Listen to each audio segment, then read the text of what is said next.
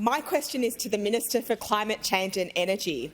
How will passage of the Albanese government's safeguard reforms progress action on climate change and deliver a strong economy? And are there any obstacles to these reforms? Order. Give the call to the Minister for Climate Change and Energy.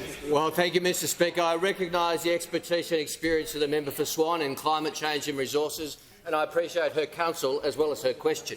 And I'm very pleased to inform the member for Swan and the House that just before question time, the government's safeguard legislation passed the Australian Senate 32 votes to 26, Mr Speaker. What the parliament has done today is safeguard our climate, safeguard our economy and safeguard our future, Mr Speaker. What the parliament has done today is draw an end to 10 years of dysfunction and 10 years of delay. What the parliament has done today is start the Australian industrial economy on the road to decarbonisation. We can now get on with the job of reducing our emissions by 43%. We can now get on with the job of creating jobs of the future in a decarbonised economy. That's what this parliament has done today, Mr Speaker.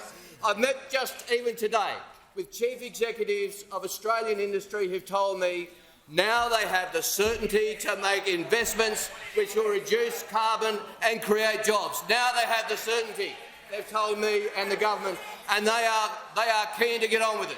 Order. And I want to note, Mr Speaker, and I want to thank the Senate. I want to thank the Green senators. I want to thank Senator Lambie, Senator Tyrrell, Senator Thorpe and Senator Pocock.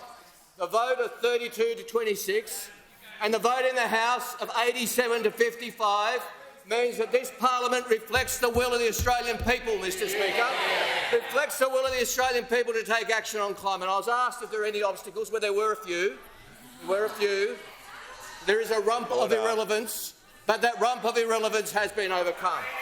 And the numbers in the House and in the Senate reflect the broad coalition.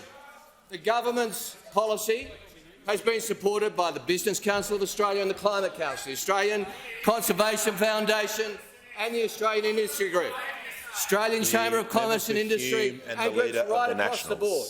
The Albanese government knows how to build coalitions, Mr Speaker.